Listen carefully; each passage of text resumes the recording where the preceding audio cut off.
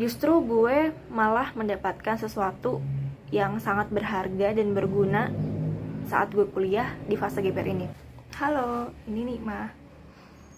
4 hari yang lalu adik gue baru aja nerima pengumuman SNBP dan ternyata dia gak keterima. And it reminds me to my own journey. Jadi gue lulus 2017. Gue juga pada saat itu dapat kesempatan buat daftar di PTN lewat jalur nilai rapot. Waktu itu namanya SNMPTN. Gue dapat kesempatan itu dan gue milih matematika di di IPB. Gue memang pengen ambil jurusan matematika, cuman gue belum yakin kampusnya di mana. Nah pada saat itu karena nyokap gue nggak boleh gue buat yang jauh-jauh, jadi nyokap gue bilang udah di IPB aja gitu. Terus gue juga gak keterima di SNMPTN. Habis itu gue daftar SBMPTN tahun 2017. Gue masih milih jurusan yang sama, matematika sama satu lagi kimia. Universitasnya gue udah lupa, tapi gue juga gak keterima di SBMPTN. Akhirnya karena gue gak keterima SNM dan SBM, gue memutuskan buat ikut jalur mandiri. Nah di jalur mandiri ini gue daftar berbagai macam universitas. Gue lupa apa aja karena banyak yang gue pilih, terus jurusan juga macam-macam, dari jurusan yang gue mau sampai jurusan yang sekiranya gue bisa masuk. Jurusannya macam-macam tapi masih berkaitan dengan matematika atau kimia. Terus gue daftar nih mandiri, ternyata gue gak keterima sampai satu universitas terakhir yang gue daftar adalah UNY. Gue ikut tesnya di Jogja. Gue bilang ke diri gue sendiri kalau misalnya pada saat itu ternyata gue juga gak keterima di UNY, ya udah gue memutuskan buat gap year aja. Dan ternyata gue juga gak keterima di UNY, jadi akhirnya gue beneran gap year. Nah ini menarik karena di fase gap year ini yang awalnya gue gak suka, tadinya gue sempat ngerasa gue gagal. Gue ngerasa kalau apakah gue sebodoh itu, padahal gue udah berusaha belajar, gue udah berusaha buat ambil jurusan yang sekiranya passing grade-nya gak terlalu tinggi. Gue berusaha sebisa gue, tapi ternyata gue tetap gak dapet. Itu di awal-awal fase gap year gue ngerasain banget. Tapi ternyata nyokap gue yang sangat suportif pada saat itu menangkan gue dan bilang ya udah mungkin memang belum rezekinya aja gitu. Terus nyokap gue nyaranin gue buat bantuin nyokap gue kerja.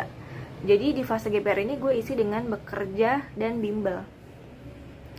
Justru gue malah mendapatkan sesuatu yang sangat berharga dan berguna saat gue kuliah di fase gap year ini. Pertama karena gue kerja, gue jadi belajar buat nyobain sesuatu yang baru di luar comfort zone gue. Gue nyobain kerja di bidang yang sebenarnya gue gak terlalu suka pada saat itu. Dan karena kerjaan gue mengharuskan gue untuk ketemu banyak orang, akhirnya gue juga belajar buat komunikasi sama berbagai macam orang. Gimana sih caranya ngomong ke orang yang usianya beda, yang latar belakangnya beda. Gue juga belajar itu pas gap year. Terus gue juga belajar buat manajemen waktu, karena gue harus bagikan gimana caranya supaya tetap bisa fokus belajar, tapi juga tetap harus responsibility gue di kerjaan gue ini harus tercapai gitu. Terus yang kedua, gue juga belajar buat eksplorasi diri. Gue belajar dengan coba jalan-jalan sendiri. Jalan-jalan sendiri ini kelihatannya cuma jalan-jalan doang, padahal enggak. Gue belajar buat bisa mandiri, bergantung sama diri gue sendiri. Gue belajar buat ambil keputusan sendiri. Misalnya gue hari ini mau pergi ke satu tempat, terus gue jadi mikir, buat bisa ke sana, gue harus naik kendaraan apa? Gue harus berangkat jam berapa? Gue harus tahu rutenya dari mana ke mana. Gue naik Transjakarta waktu itu, gue jadi suka banget naik Transjakarta. Gue naik Transjakarta tuh alurnya kemana, gue harus transit di stasiun, gue harus transit di halte mana aja. Dan dari situ gue juga belajar buat berani nanya ke orang yang gak kenal, karena tadinya gue adalah orang yang pendiam gitu. Gue belajar buat nanya ke orang yang gue gak kenal, nanya misalnya gue gak tahu gue lagi ada di mana, gue tanya jalan, Pak kalau misalnya mau kesini kemana gitu.